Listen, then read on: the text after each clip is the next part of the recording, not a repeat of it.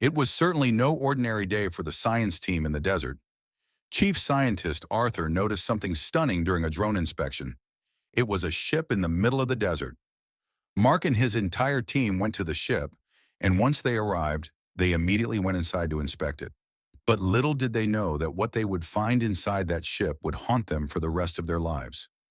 Before we start our story, smash the like button, make sure to subscribe, and hit the notification bell so you won't miss any new stories. Arthur got into the ship and immediately got chills from how it looked. He had never seen anything like this before. It was already strange that a ship could end up in this desert, but he could have never foreseen what he was about to discover. While walking through the corridors, he noticed that every door was barricaded. This was quite strange. Why would all these doors be barricaded? Arthur couldn't find a reason for it. Was there something dangerous behind those doors? Arthur focused on one door in particular. It was a large door, barricaded with heavy steel pipes, and had a large sign with a skull on it that read, "Do not enter. This room holds much danger." Arthur had never seen anything like this before. But as a researcher, his curiosity was stronger than his fear. He experienced chills down his back, a little afraid of what might be behind that door. But once more, he had a duty as a researcher, to find out what was behind that door. Perhaps he would make the discovery of his lifetime. When Arthur met with his team, they also reported observing strange things happening on the ship. Everywhere they went, there was an eerie vibe. Some scientists even claimed to have heard sounds coming from certain rooms. Everybody laughed. There couldn't be something living on the ship, right? Arthur agreed that the ship was indeed spooky. He had never seen anything like this before. And how did it even get into the desert? He had so many questions he wanted to answer. But first, guys, I need to tell you something. Something big. I'm going to show you the room I just saw.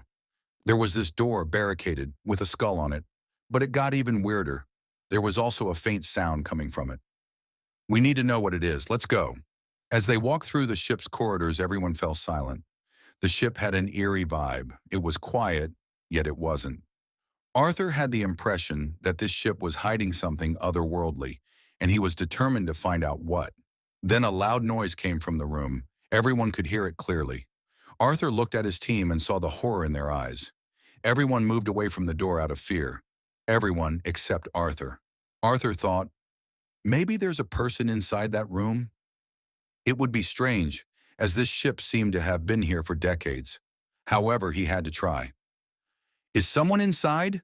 he shouted. He repeated himself several times, but there was no response. Arthur felt uneasy. Something big was hiding inside. It didn't sound like a person. It sounded otherworldly. Just as Arthur was about to call out one last time, another loud noise erupted from the room. He couldn't resist. He had to know what was inside. So he decided to force the door open. Arthur tried kicking the door with all his strength. Bang, bang, bang. Then another researcher took over, kicking it. But even with all their strength, they couldn't break it down. They needed tools. Arthur and his team searched the ship for something they could use to force the door open. After searching for 30 minutes, Arthur finally found a crowbar lying in the corner of a room. He grabbed it and called out to his team, "I found a crowbar. Stop searching and return to the door." Arthur rushed back to the door, his excitement growing. With all his might, he pressed the crowbar against the barricade, but it wouldn't budge. Then suddenly, another loud sound came from inside. "What the heck is behind that door?" Arthur whispered. He was determined to find out. "We need to get some tools from the base camp and return," he said. "I can sense something significant is hidden in that room." To avoid getting lost on their return, Arthur and his team marked several corridors as they made their way back to the helicopter. As they flew back to base camp, Arthur thought of nothing but that door. It intrigued him so much. There was something otherworldly behind it. This could be the discovery of his life. During the flight, Arthur and his team debated what might be inside. Some speculated that it could be a person. However, if it were, why didn't it respond? Others theorized it could be a never-before-seen creature. When they arrived at base camp, everyone quickly ran out of the helicopter and gathered all the necessary tools: electric saws, claw tools, anything that could help break through the door. But when they returned to the helicopter, the pilot looked surprised. "I'm not flying at this time. It's too late and too dangerous," the pilot said. Arthur refused to accept this. He was convinced he had found the discovery of a lifetime. He pleaded with the pilot, but the man didn't yield. It was simply too dangerous to fly through the desert at night. Arthur understood and agreed to return the next morning at 6 a.m., but no later. That night, Arthur couldn't sleep. That door was burned into his memory. He wondered, had something already been written about the ship? Grabbing his laptop, he searched online for a deserted ship that had gone missing. After an hour of searching, he found something. A famous researcher, James, had written about a ship in the desert, the exact same location as Arthur's discovery. But the content was censored. Arthur had connections in the research world. He called an old colleague who had more contacts than he did, hoping he had James's number. A few minutes later, Arthur had it. His hands trembled as he dialed. The phone rang. After a few seconds, a voice answered. "Hello? Who is this?" Arthur explained his discovery, detailing the strange noises coming from the hidden room. James, sounding paranoid, interrupted him. "Don't go back. It will ruin your life." Arthur was puzzled. "Why?" he asked. James refused to elaborate. Despite the warning, Arthur couldn't resist. This was a once-in-a-lifetime discovery. The next morning at breakfast, his colleagues asked if he had found anything new. He chose to keep James's call a secret, simply stating that details about the ship had been censored online. Satisfied, the team prepared for the expedition. As they flew back to the ship, something felt different. The barricades that once blocked the doors were now open. A chill ran through Arthur. Someone had been here. Despite the unease, they pressed on. Arthur had marked the path to the locked room. When they arrived, the door was still barricaded.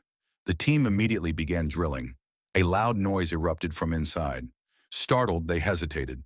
But then the sound repeated, as if something inside was resisting their entry. Undeterred, they pushed forward. Finally, the door gave way. Arthur stepped in cautiously, sweeping his flashlight across the space. Suddenly, something large bolted past him. Without hesitation, he chased it. Beyond the door was not just a room, it was an entire network of corridors. Arthur caught a glimpse of the fleeing figure. It looked human. "Stop!" he shouted. The figure kept running. Arthur sprinted and tackled them to the ground. The person fought back violently, reeking of decay. Arthur finally gained control and turned them over. His breath caught. It was the very scientist who had written about the ship online. But the post had been from years ago. Had this man been here all along? The scientist, James, confessed. He had chosen to stay, unable to leave the ghost ship. Arthur urged him to return, but James refused. Respecting his wishes, Arthur agreed. Arthur and his team left the ship, disappointed. This was not the discovery of their lifetime.